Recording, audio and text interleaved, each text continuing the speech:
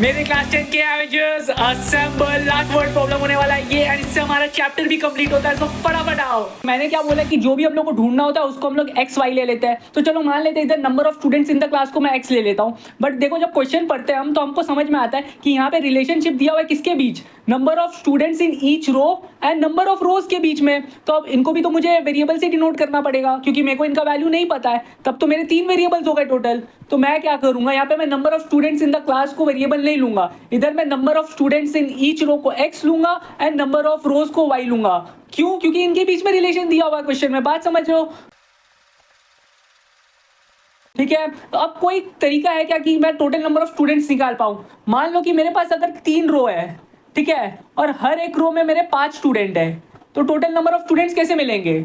Number of रोज जो कि 3 है एंड हर एक रो में कितने स्टूडेंट्स है? 5। तो 3 इंटू 5 15 करके 5 + 5 + 5 ऐसे भी कर सकते हो तो 15 मिल रहा है। अगर सोचो 4 रो होते और हर एक रो में 10 स्टूडेंट्स होते तो मेरे टोटल स्टूडेंट्स कितने होते हैं? Number of rows into students in each row 10 which is equal to 40। So यहाँ पे नंबर ऑफ स्टूडेंट्स मेरे को कैसे मिलेंगे?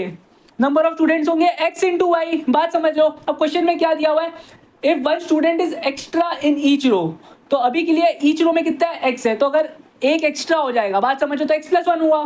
सो there would be 2 less rows. तो नंबर ऑफ रोज 2 कम हो जाएंगे। देयरफॉर रोज कितने थे? y। तो अब हो जाएंगे y - 2। But number of students तो उतने ही रहेंगे यार। नंबर ऑफ स्टूडेंट्स में तो कोई चेंज नहीं हो रहा है। Students in each row and number of rows में चेंज हुआ, बट स्टूडेंट्स तो मेरे वही रहेंगे। तो नंबर ऑफ स्टूडेंट्स अभी भी मेरे एक्स वाई रहेंगे। बात समझो। अब इसको थोड़ा सिंप्लीफाई करते आओ। तो देखो इधर एक्स वाई और एक्स वाई ये कैंसिल हो जाएगा, तो घबराना नहीं एक्स वाई देख के। बात समझो। तो मेरे को क्या मिलता है? -2x + y = 2। तो देखो पहला इक्वेशन मिल गया। अब सेकंड चीज क्या बोला? If 1 student is less in each row, अभी कितना है? x। अब कितना हो जाएगा स्टूडेंट्स? x - 1। x - 1 स्टूडेंट्स हुए ईच रो में, ठीक है। There would be 3 rows more. तो एक स्टूडेंट कम होने से हर एक रो में मेरे 3 रोज बढ़ जाएंगे। तो y था रोज, तो y + 3 हो जाएगा। लेकिन नंबर ऑफ स्टूडेंट्स अभी भी उतने ही रहेंगे which is equal to x y. तो अब इसको हमारा सेकंड इक्वेशन मिल गया। इसको थोड़ा सिंप्लीफाई करते आओ।